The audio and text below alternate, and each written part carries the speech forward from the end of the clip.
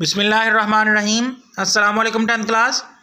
آج ہم نظم میدان کربلا میں گرمی کی شدت کا بند نمبر 3 اور اس کی تشریح پڑھیں گے۔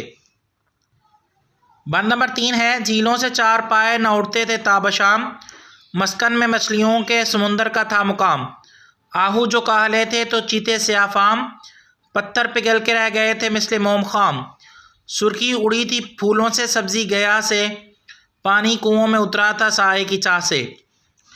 شاعر یوم عاشور کی گرمی کی شدت بیان کرتے ہوئے رقم تراز ہے، کمال مویشی جانور جو پانی میں داخل ہوئے وہ شام تک پانی سے باہر نکلنے کو تیار نہ تھے۔ سورج کی تپش کا مقابلہ کرنے کی سخت ان میں نہ تھی اور انہوں نے اس چیز میں اپنی عافیت خیال کی کہ سورج غروب ہونے تک پانی میں موجود رہیں۔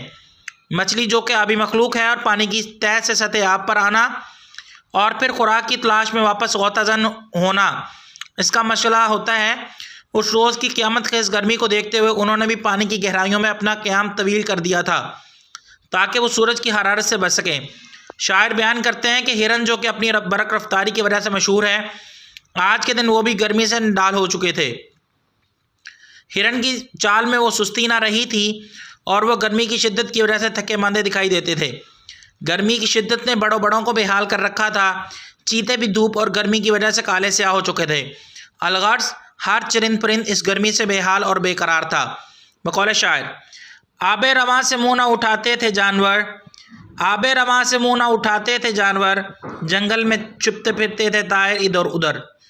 جنگلوں صحراؤں میں ہرن اپنے پھرتیلے پن کو بھول کر سستی کا شکار تھے اور چہرے کے روشن پن اور تابناکی کھو چکے تھے۔ پہاڑ اور ان پر موجود پتھر جو اپنی پختگی اور کساوت میں ضرب المثل ہیں، ان کی حالت یہ تھی کہ مثل موم پگھل کر رہ گئے تھے۔ شاعر نے گرمی کی شدت کو انتہائی کمال انداز سے بیان کرتے ہوئے پتھروں کو موم خام سے تشبیہ دی ہے۔ شاعر بیان کرتے ہیں کہ پھول اپنی شگفتگی اور سبزہ اپنی تازگی کھو بیٹھا تھا۔ گرمی کی شدت کا یہ عالم تھا کہ پانی کی کمی واقع ہو گئی تھی، کنویں جو پانی کا ذخیرہ ہوتے ہیں ان کا پانی بھی نیچے جا چکا تھا۔ بقول شاعر، اب شہر آرزو میں وہ رعنائیاں کہاں، اب شہر آرزو میں وہ رعنائیاں کہاں ہیں، گل کدے نڈال بڑی تیز دھوپ ہے۔